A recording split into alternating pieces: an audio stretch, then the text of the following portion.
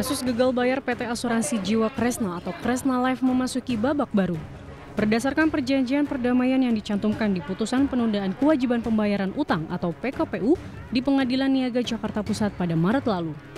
Pihak Kresna Life menawarkan skema penyelesaian pembayaran premi kepada nasabah yang terbagi dalam 7 kelompok premi. Pembayaran klaim di kelompok 50 sampai 100 juta rupiah, 100 sampai 200 juta rupiah, 200 sampai 300 juta rupiah, dan 300 sampai 500 juta rupiah rencananya dimulai pada Maret lalu dengan pembayaran klaim senilai 20 juta rupiah per polis. Pembayaran dilakukan bagi polis yang sudah dilengkapi perjanjian kesepakatan bersama, PKB dan dokumen lainnya yang sudah lengkap. Selanjutnya kelompok premi dengan nilai premi besar yang klaim awalnya sebesar 80 miliar rupiah rencananya juga dibayarkan secara proporsional di bulan Maret. Mulai dari nilai polis 500 juta sampai 1 miliar rupiah, 1 sampai 2,5 miliar rupiah, dan di atas 2,5 miliar rupiah. Kembali di Cerdas Hukum pemirsa bersama saya Egy Tafsari dan praktisi hukum Alfir Lim. Dari tayangan sebelumnya, pihak Kresna Life akan melakukan penyelesaian klaim yang dibagi ke dalam 7 premi. Saya tanya langsung ke Bu Santi dari skema tersebut. Bagaimana pelaksanaannya, implementasinya? Apakah sudah memenuhi janjinya? Saat ini memang sudah ada pembayaran terhadap pembayaran pertama itu senilai 2,07% dari nilai premi. Tapi itu tidak berlaku secara merata Mbak Egit. Jadi itu ada tiring-tiring premi itu di mana ada golongan tertentu itu yang bahkan tidak mendapatkan pembayaran awal karena itu mereka menolak menandatangani perjanjian kesepakatan bersama yang menurut kami dipaksakan selama periode sebelum tercapai homologasi. Jadi ada satu periode di mana mereka memaksakan dalam tanda petik skema kepada kami dengan cara apa? Dengan cara kami disuruh menandatangani perjanjian baru yang sifatnya perdata bilateral dan dengan itu kami harus melepaskan polis. Untuk itu kalau kami terima skema, kami menerima pembayaran awal pada saat itu. Nah, jadi dengan kondisi beberapa nasabah yang menolak menandatangani, saat ini yang dikatakan ada perjanjian perdamaian homologasi ini, kelompok tersebut yang tidak tanda tangan sampai dengan nilai polis 500 juta itu tidak dapat pembayaran awal. Tapi di atas 500 juta ke bawah itu 500 juta atau lebih besar itu mendapatkan pembayaran awal 2,07%. Baik. Nah jadi hal ini kalau saya mau kasih sedikit pandangan saya Mbak Egit, saya tidak mungkin pandangan beberapa orang bahwa ini adalah itikat baik gitu ya, bahwa mereka sudah melakukan pembayaran awal. Kalau buat saya dan buat korban-korban nasabah Kresna Life yang lain, ini sama sekali kami tidak memandang ini sebagai itikat baik sama sekali. Pertama bahwa ini baru pengembalian uang kami. Dan yang perlu Mbak Egit ketahui bahwa dulu sebelum terjadi homologasi, itu sebenarnya perjanjian yang ditawarkan itu katakanlah untuk nilai polis saya, itu saya akan menerima pembayaran secara penuh itu di bulan Februari 2024. Itu saja saya protes. Karena apa? Karena tanpa manfaat, kemudian juga dengan nilai pengembalian yang kecil di depan. Jadi sampai dengan akhir 2022, pada saat itu menurut perhitungan saya baru akan dikembalikan 30%. Setelah itu, dengan adanya katanya perjanjian homologasi ini, saya malah menjadi lebih mundur. Menjadi Februari 2025, dengan total pengembalian sampai dengan 2022 itu baru 11%. Itu jadi adilnya itu di mana gitu. Baik, jadi menurut kacamata dari nasabah sendiri ini sama sekali tidak memenuhi unsur keadilan ya? Ya jauh sekali sih. Jauh sekali. Menurut Pak Koper sendiri bagaimana? Iya, ini kan permohonan boleh begitu ya. Ada permohonan dari Kresna Life bahwa dia sementara ini gini. Sementara ini saya melihat ada niat baiknya dulu bahwa dia akan berjanji membayar kewajibannya kepada nasabah. Tapi memang tidak bisa pembayaran itu penuh sebagaimana yang diperjanjikan di dalam polis. Kresna ini tidak melakukan haircut seperti itu, tidak melakukan restrukturisasi dalam arti pemotongan terhadap kewajibannya. Dia hanya ingin membayar tapi tidak bisa sekaligus. Nah, mungkin bagi saya dalam kondisi keuangan yang seperti ini, ya, ini sesuatu yang sebenarnya dapat dipertimbangkan untuk diterima oleh nasabah.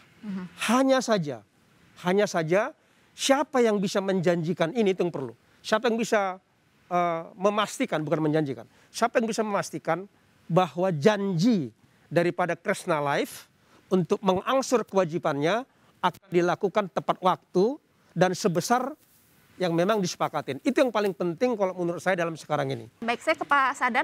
Pak Sadan, dari Kresna sendiri sudah ada itikat baik atau mediasi belum sebelumnya? Iya, dari Kresna seperti saya sampaikan awal, jadi Kresna ini sejak awal tidak ada itikat baik. Ya, kalau kita mau saya mau meluruskan apa yang dikatakan oleh Bapak pengamat dari asuransi. Kalau dibilang beretikat baik, sejak awal kita membuka ruang. Kami dari kuasa hukum, LQ Indonesia Law Firm, diberikan kuasa oleh klien kami, nasabah ada sekitar 36, dalam total kerugian ada 120 miliar something, ya. Kita tetap membuka ruang untuk Kresna bisa menyelesaikan ini secara persuasif. Gitu loh. Artinya kan setiap nasabah ini sebenarnya menjadi nasabah Kresna itu adalah untuk masa depan.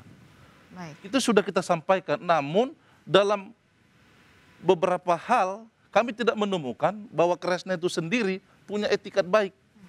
Ya. Baik. Makanya kenapa saya bilang dugaan saya ini kejahatan adalah terstruktur, sistematis, dan masif. Pemirsa, sebelum kami lanjutkan dialog, kami memiliki beberapa mitos dan fakta seputar asuransi yang berkembang di masyarakat.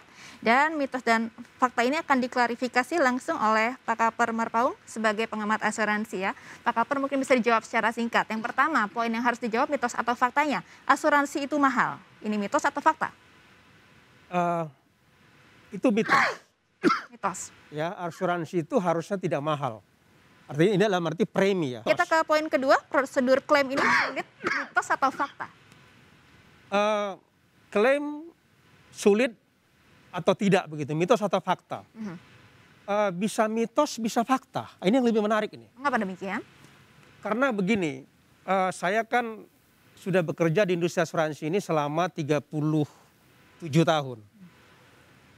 Banyak sekali ya proses tuntutan ganti rugi kepada perusahaan asuransi yang berjalan juga dengan lancar. Artinya tidak ada masalah, tidak sampai kepada konflik, tidak sampai kepada meja hijau. Ya, banyak sekali sebenarnya proses penanganan ganti rugi, tuntutan ganti rugi dari masyarakat kepada perusahaan asuransi itu terselesaikan dengan baik dan lancar. Dan ketiga, semua perusahaan asuransi ini sama saja. Ini mitos atau fakta? Perusahaan asuransi itu tidak sama, ya. Satu perusahaan asuransi dengan perusahaan asuransi lain itu bisa berbeda. Contoh berbedanya kekuatan modalnya, baru pengalamannya, tenaga ahlinya, ya. Jadi image-nya. Jadi tidak sama. Termasuk juga katakanlah produknya. Poin keempat, Pak Kaper, poin keempat, orang sehat tidak perlu asuransi. Ini mitos atau fakta? Nah, itu mitos.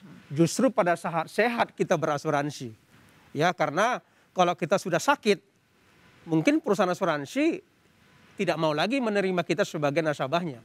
Baik, terima kasih sudah menjawab mitos atau fakta. Keempat poin tadi, saya kembali ke Pak Alvin. Pak Alvin, ini kan update terakhir dari Pengadilan Niaga Jakarta Pusat ini sudah mengeluarkan status PKPU, ya. Menurut Pak Alvin ini sudah cukup adil?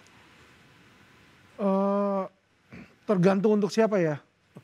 Kalau untuk pemohon pasti dia pikir dikabulkan, pasti mereka bilang adil, yaitu pemohon kan Pak Beni Wulur ya. Kalau dari nasabah? Acaranya. Kalau dari nasabah yang namanya PKPU itu tidak pernah menguntungkan. Karena singkatan dari PKPU itu penundaan kewajiban. Jadi dikabulkan untuk ditunda. Ya bagaimana seseorang yang mestinya bisa dapat bayaran sekarang, dia bilang nanti tahun depan aja kita kabulkan ditunda. Ya pasti kan nggak menguntungkan di situ. Baik, Pak Alvin, ini selain jajaran pimpinan, apakah perusahaan ini bisa dijerat pidana korporasi? Jadi kalau kita melihat dari sisi hukum pidana ya, pelaku itu biasanya adalah seharusnya seseorang. Karena yang bisa mencuri, yang bisa melakukan tindakan itu adalah orang. Nah, tetapi di dalam perluasan terutama kejahatan luar biasa, salah satunya adalah TPPU atau tindak pidana pencucian uang, itu sudah dilebarkan sekarang ke bisa jadi tindak pidana korporasi. Karena di dalam pencucian uang, korporasi bisa berperan baik aktif maupun tidak aktif untuk menyembunyikan aset-aset kejahatan tersebut. Jadi kalau pertanyaannya bisa atau tidak dijerat pidana korporasi, bisa. Saya kembali ke Pak Sadan. Pak Sadan, kalau kita di sektor perbankan ini ada lembaga penjamin simpanan atau LPS. Menurut Pak Sadan sendiri dari berkaca dari kasus gagal bayar ini, perlukah kita membangun sebuah lembaga penjamin polis atau asuransi? Iya, kalau ditanya dengan kasus yang seperti itu, mungkin lebih tepatnya kita lebih mempertegas ya eksekutif hadir untuk menjamin setiap masyarakatnya begitu. Karena begini, sebelum kita membuat satu lembaga, nih misalnya lembaga penjamin, kita perlu dulu legalitas. Legalitas itulah yang nantinya ketika perusahaan melakukan kesalahan, itu yang akan menindak begitu. Nah, dalam hal ini kalau ditanya perlu atau tidak, kita lebih menekankan dulu kepada OJK. Kan OJK kan representatif pemerintah nih. Apakah OJK sudah melakukan pengawasan hal tersebut? Nah, ketika sudah terjadi pengawasan itu, kalau bisa dibangun lembaga penjamin, nah itu akan lebih baik. Baik, kalau menurut Pak Kapor sejauh mana urgensi untuk membangun LPP? Kalau menurut saya, ya pemerintah atau OJK nggak perlu lagi ragu dalam hal ini. Sudah saatnya lembaga penjaminan polis itu didirikan.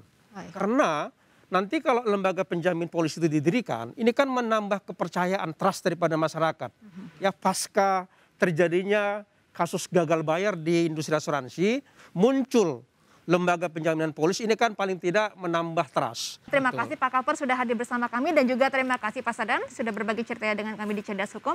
Pemirsa, bagaimana cara agar masyarakat paham mengenai cara memilih asuransi yang aman? Saya akan memberikan informasinya sesaat lagi, tetap di Cerdas Hukum.